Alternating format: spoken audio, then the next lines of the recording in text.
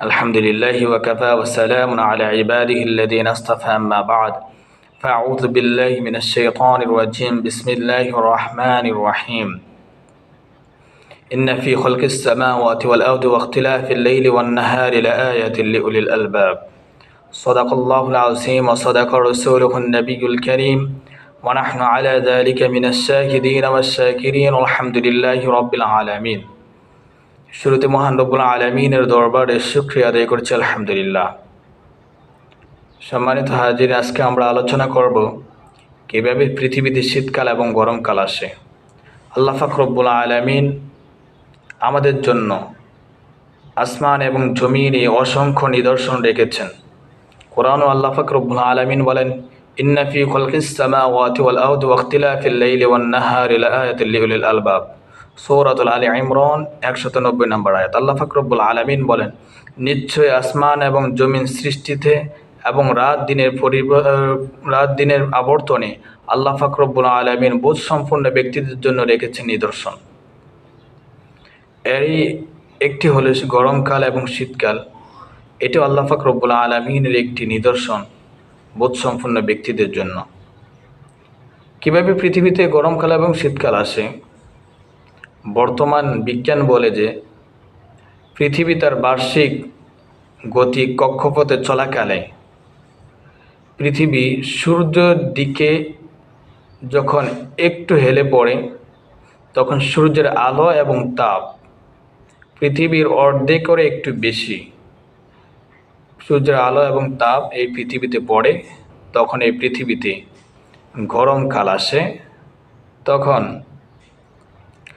রাতের তুলনায় দিন একটু বড় হয়, রাত একটু ছোট হয়ে থাকে। আবার বিজ্ঞান বলে যে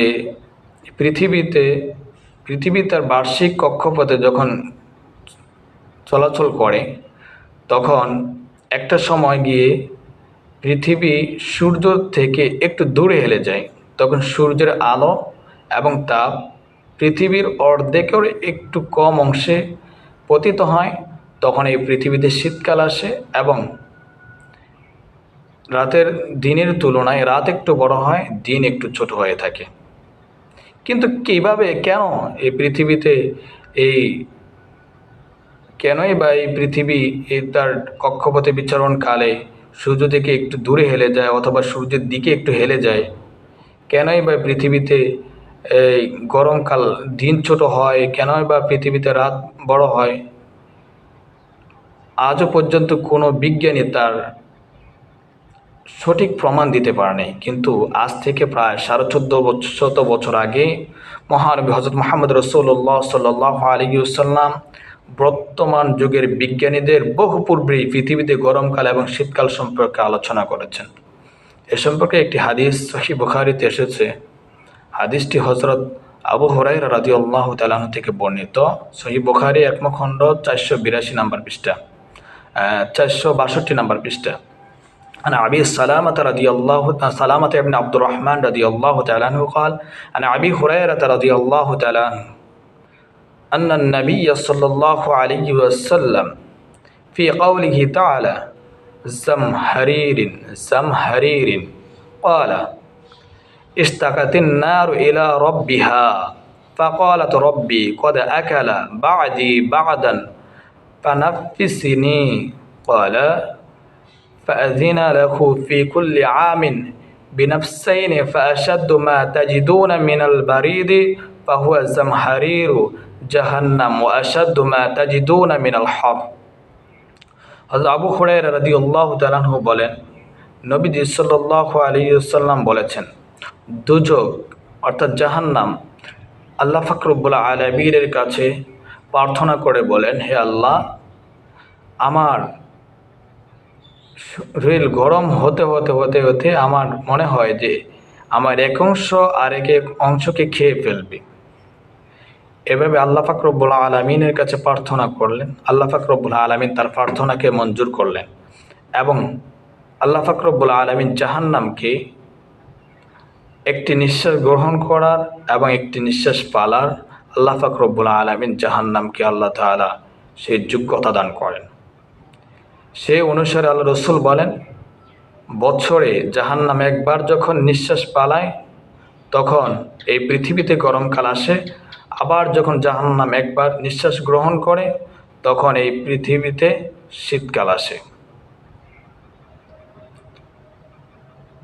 আল্লাহ রাসূল সাল্লাল্লাহু আলাইহি ওয়াসাল্লাম আজ থেকে প্রায় 1450 বছর আগে নবীজি সাল্লাল্লাহু আলাইহি ওয়াসাল্লাম বলে গেছেন, যা বর্তমান বিজ্ঞানীরাও প্রমাণ করতে পারে নাই, কিন্তু নবীজি সাল্লাল্লাহু আলাইহি ওয়াসাল্লাম হাদিসের মাধ্যমে প্রমাণ করে দিয়ে গেছেন।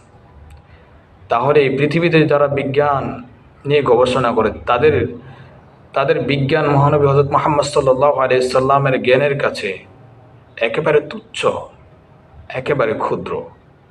মহান রব্বুল আলামিন আল্লাহর হাবিব মুহাম্মদ রাসূলুল্লাহ সাল্লাল্লাহু আলাইহি ওয়াসাল্লামকে যে কি পরিমাণ জ্ঞান দিয়েছেন আল্লাহ পাক রব্বুল আলামিনই ভালো জানেন।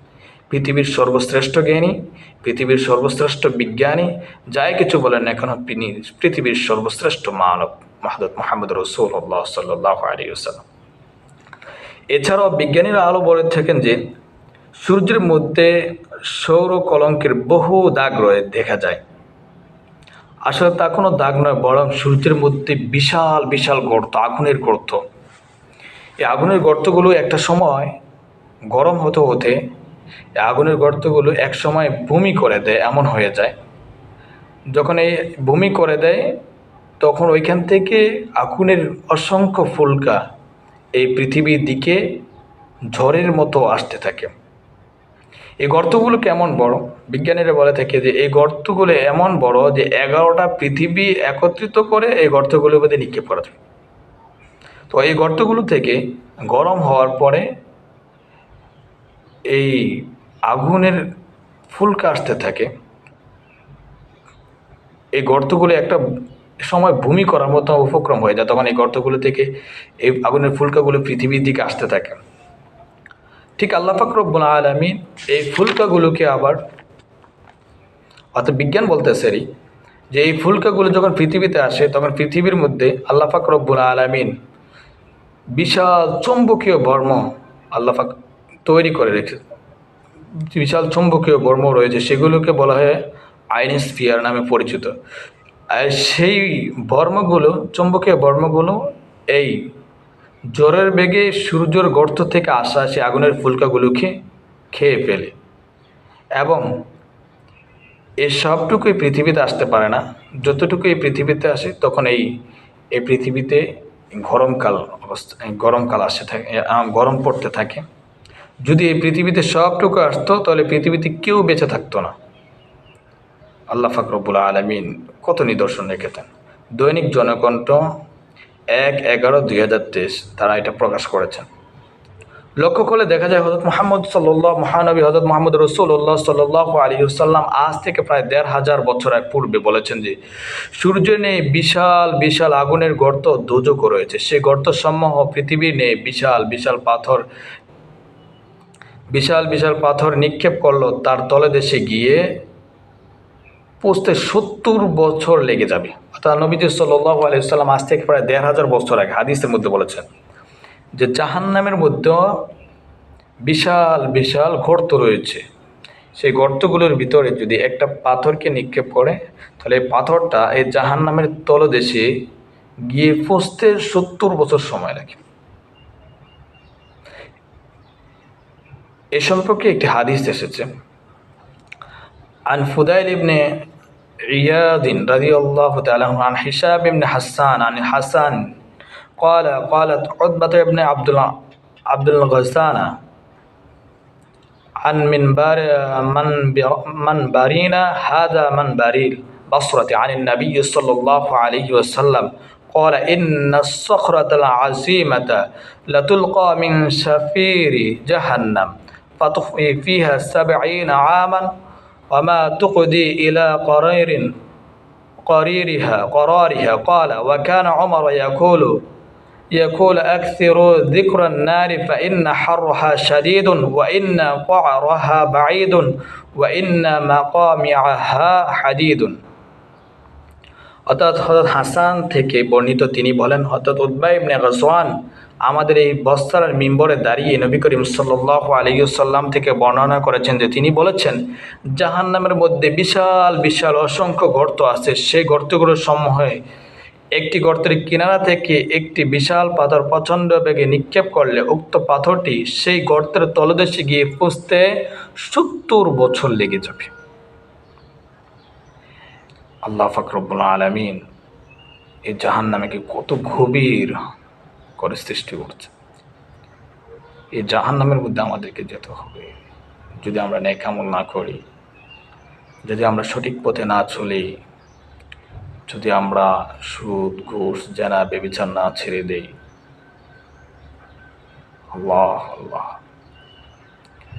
উতবা বিন গাজওয়ান বলেন, হযরত ওমর রাদিয়াল্লাহু তাআলা বলতেন, তোমরা বেশি বেশি করে জাহান্নামের ভয়াবহ শাস্তি থেকে স্মরণ করবে, কেননা এর গরমের তীব্রতা খুবই কঠিন, এর গর্বের গভীরতা বহুদূর, আর প্রহারের চাবুক হবে লোহার। তিরমিজি শরীফের ২য় খণ্ড ৮১ নম্বর পৃষ্ঠা সিফতে জাহান্নাম অধ্যায় এসেছে। অর্থাৎ উতবা বিন গাজওয়ান রাদিয়াল্লাহু তাআলা আনহু একদিন বসরার মিম্বরে দাঁড়িয়ে খুতবা দিচ্ছেন আর বলতেছেন যে জাহান্নামের মধ্যেও বিশাল বিশাল গর্ত রয়েছে। সেগুলোর গর্তগুলোর মধ্যে যদি একটি পাথরকে প্রচণ্ড বেগে নিক্ষেপ করা হয়, তাহলে এই পাথর জাহান্নামের তলদেশে গিয়ে পৌঁছতে সময় লাগবে ৭০ বছর। এবং তিনি বলেন, হযরত ওমর রাদিয়াল্লাহু তাআলা আনহু বলেছিলেন, আল্লাহ রাসূল সাল্লাল্লাহু আলাইহি ওয়াসাল্লাম বলেছেন যে তোমরা বেশি বেশি করে জাহান্নামের ভয়াবহ শাস্তিকে স্মরণ করবে, কেননা এর গরমের তীব্রতা প্রখর, কঠিন, গর্তের গভীরতা বহুদূর এবং তার প্রহারের চাবুক হবে লোহার। তিরমিজি শরীফের ২য় খণ্ড ৮১ নম্বর পৃষ্ঠা সিফতে বাবু সিফতে জাহান্নামে এসেছে। উদাহরণস্বরূপ বলা যায়, আলোচ্য হাদিসে বর্ণনা দুজকের দুইটি শ্বাস অনেকটা ডাকনাযুক্ত এমন এক পাত্রের মতো, যে পাত্রে পানি ভর্তি করে ডাকনা দিয়ে ডেকে দেওয়া হয়, আবার জ্বলন্ত চুল্লিতে কিছুক্ষণ তাপ দেওয়ার পর ডাকনাটি সরালে দেখা যাবে যে তাপ পাত্র হতে প্রচুর গরম বাষ্প বের হচ্ছে, সেইভাবে এই চারদিকে গরম হয়ে যায়। ঠিক তেমনিভাবে আল্লাহ পাক রব্বুল আলামিন ফেরেশতাদের দ্বারা যখন দোজকের ডাকনা সরিয়ে দেন, তখন তার তাপ বের হয়ে তার চারিদিকে গরম হয়ে যায়। তার এই প্রভাব মহা আকাশের সকল গ্রহ নক্ষত্রে গিয়ে কিছু হলেও পতিত হয়। আবার যখন আল্লাহ তাআলা তার উক্ত কুদরতের ডাকনা দিয়ে দুজকের মুখ ডেকে দেয়, তখন উক্ত দুজকের গরম তাপ আসা বন্ধ হয়ে যায়। তখন মহা আকাশের সকল গ্রহ নক্ষত্রে ব্যবসা গরমের বাগ কমে যায়, ফলে সকল গ্রহের নক্ষত্রের শীতের ভাব আসতে পারে। অর্থাৎ আলোচ্য হাদিস দ্বয়ের প্রতীয়মান হয় যে দুজকের নিঃশ্বাস ছাড়ার গতিবেগ ও অনেকটা সূর্য থেকে জলমের নেই তীব্র বেগে আসা আগুনের জড় বিশেষ। অর্থাৎ এই দুজকের নিঃশ্বাস অনেকটা সূর্য থেকে ঝলমের নেই তীব্র বেগে আসা আগুনের জড় বিশেষ। তো আমরা হাদিস থেকে জানতে পারলাম, বিজ্ঞান বলল যে কীভাবে পৃথিবীতে এই গরমকাল শীতকাল আসে, এবং আল্লাহর রসুলের হাদিসও বলল, অর্থাৎ নবীজি সাল্লাল্লাহু আলাইহি ওয়াসাল্লাম হাদিস দিয়ে প্রমাণ দিয়েছেন যে পৃথিবীতে কীভাবে শীতকাল এবং গরমকাল আসে, কিন্তু বিজ্ঞান আজও পর্যন্ত প্রমাণ দিতে পারে নাই। এজন্য নবীজি সাল্লাল্লাহু আলাইহি ওয়াসাল্লাম হলেন পৃথিবীর সর্বশ্রেষ্ঠ বিজ্ঞানী, পৃথিবীর সর্বশ্রেষ্ঠ মানব, এবং নবীজি সাল্লাল্লাহু আলাইহি ওয়াসাল্লাম হলেন আল্লাহ পাক রব্বুল আলামিন থেকে পাওয়া অসংখ্য অগণিত জ্ঞানের অধিকারী, যার জ্ঞানের ভান্ডারের সীমা কতটুকু আল্লাহ পাক রব্বুল আলামিন ছাড়া কেউ জানে না। আল্লাহ সুবহানাহু ওয়া তাআলা আমাদের প্রত্যেককে বোঝার তৌফিক দান করুক, আমিন।